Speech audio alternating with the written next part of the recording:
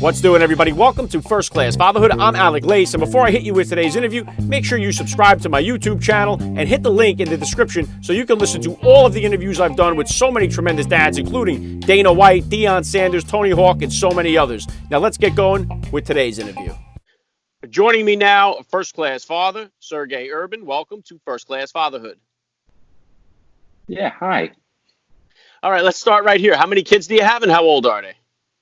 I have two kids, two boys, born the same day, 2 years apart, and they now 5 and 7, and soon to be 6 and 8. Wow, very cool. Did you do any kind of experiment to find out what you were having, like a gender reveal, or did you wait till the end to find out what they were? When we were expecting the first child, we definitely wanted to know who is going to be, to prepare ourselves. But for the second child, we were just waiting, and it was a surprise right there when we saw the child for the first time. Very cool. All right, Sergey, if you could, please, just take a minute here to hit my listeners with a little bit about your background and what you do. So my name is Sergey Urban, and I guess I'm popular on internet under my username ZDadLab. So I started about 4.5 years ago. Started sharing different activities, science experiments, some art projects that I do with my kids. So I post them on Instagram, Facebook, YouTube, and now it's my full-time job, basically. I just do that, and quite a few videos went viral on Facebook. I'm on the time when my first video went viral. Within the first week, I got my first 100,000 subscribers. And since then, it's just kind of took over. Now I spend a lot of time basically chatting to my online community who are inspired by all the activities that I do with my kids, but at the same time inspire me to keep on going. Yeah, it's incredible what you've done here, and I love watching the videos. It's awesome, too, because it's helping a lot of parents, a lot of dads connect with their kids in ways that don't include technology and stuff like that. So it's pretty cool to see that. And so about how old were you then, Sergey, when you first became a dad, and how did becoming a father kind of change your perspective on life? To know how old I was, I have to do some kind of calculation there. So I was 30. And the thing is, I wasn't, it didn't actually change my perception about fatherhood. And I guess one of the reasons was because I had a sister, and the age difference between me and my sister is 15 years. So I kind of knew what this fatherhood or taking care of kids would involve. So I wasn't kind of scared. But the thing is, I was at the time I was working from home. Already doing some web developing, some projects, and when my first kid came along, I was just not doing any of the work that I supposed to do. I was basically spending time with the kid, and I realized that actually when I'm going out, if that happens, I prefer to talk to moms about all the kids related stuff rather than to dads talking about football. So I was so involved in this fatherhood journey that I ended up just setting up the Dad Lab. Yeah, what was the origin of the Dad Lab? What was the original spark that gave you the idea to start doing that? And what was the very first experiment you remember doing with the kids? I mean, the thing is, I'm actually quite lazy parent. Even so, you see hundreds of different science experiments that we have done so far. I'm quite lazy. So what it means is I wouldn't make my kids to learn numbers and letters. I work the other way around. So basically, when my son comes to me and saying, okay, I kind of love numbers, give me some kind of exercises. So I'm trying to find something for the kid to be exploring. Because the thing is, if you're a parent, that if you're not giving something for kids to do, they're going to find the other way to entertain themselves. And it could be not a really good way of doing that.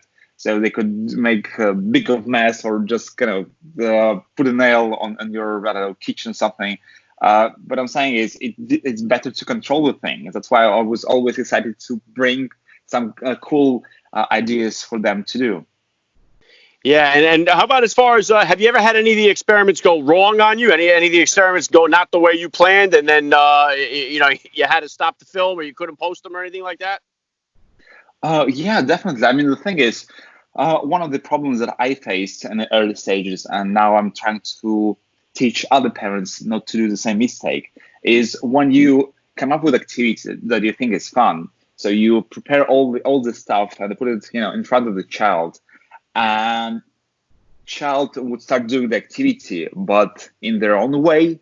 And I would a while ago, I would be a bit angry because thinking that, okay, why he's doing it his way, not the way I prepare it to be done. And I then realized that it's a wrong way of doing things, because at the end of the day, there is no way any experiment can go wrong, because if they're doing something kind of wrong, not the way they're supposed to achieve any results, they're not going to achieve that result, and that's going to be a lesson too. So there is no way to for experiment to go wrong. And so what I'm doing now, I just going to setting up the activity or experiment or something, and sometimes ask them a question. So what do you think going to happen? So that kind of directs them already to something. But if they want to explore the same kind of setup in a different way, I allow them to, because it's what I want to teach them, that it's all about, being curious about the world and just try things and just figure out how it works. Yeah, very well said. What type of resources do you use, Sergey, to like kind of find these experiments? You just searching online? You have a go-to source that you use to find new ones? Yeah, I mean, the thing is, usually my kids are the inspiration of all the activities. I mean, when I'm talking about like genuine activities that I do, it's usually something that doesn't involve any special equipment or special materials. It's all the stuff that you can take from your kitchen, from your home, something simple. And it's the way I like it. So no preparation needed. You just open the kitchen cupboard, get a couple of things. When the kids are asking you to do some kind of activity, you just take them out, put it in front of them, and then they start doing it. So sometimes I usually do research after I do the activity, because when I'm posting something online, I want to explain the science behind it all.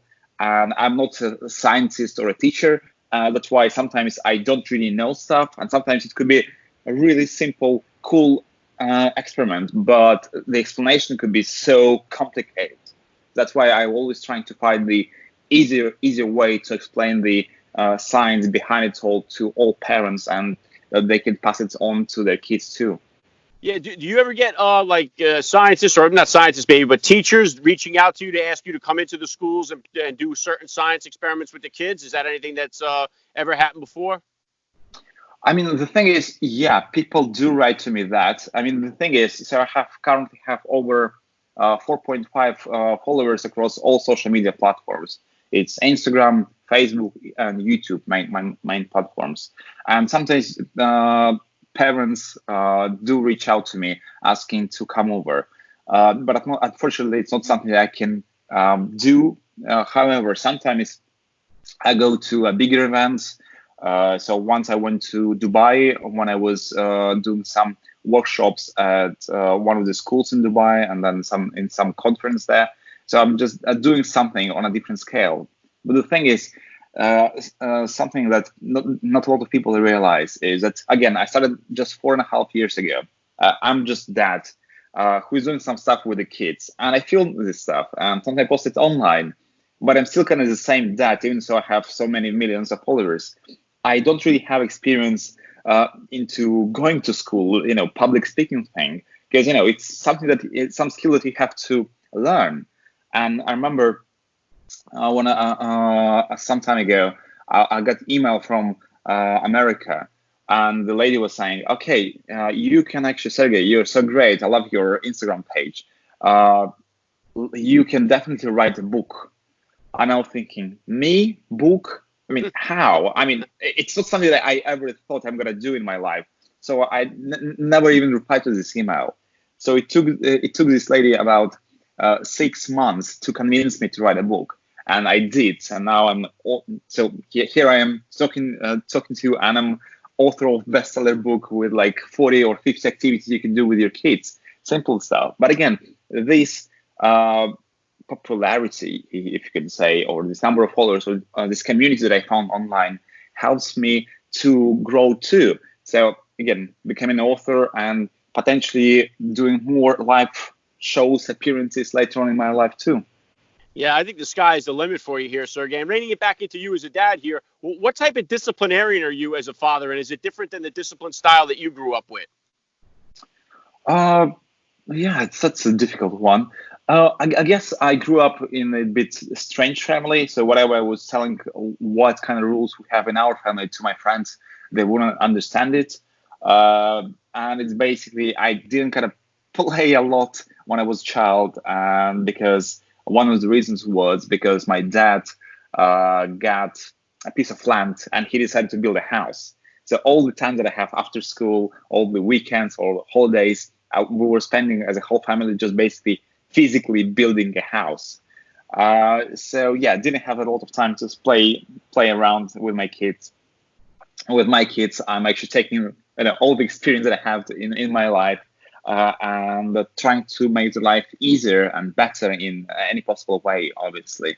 And if I decide to build a house, I'm not going to force them to do that. So we're going to do it either together if they wanted to, or I just do it by myself. But sometimes you have to, when doing these big decisions, you have to ask your kids, even if they're yet quite young.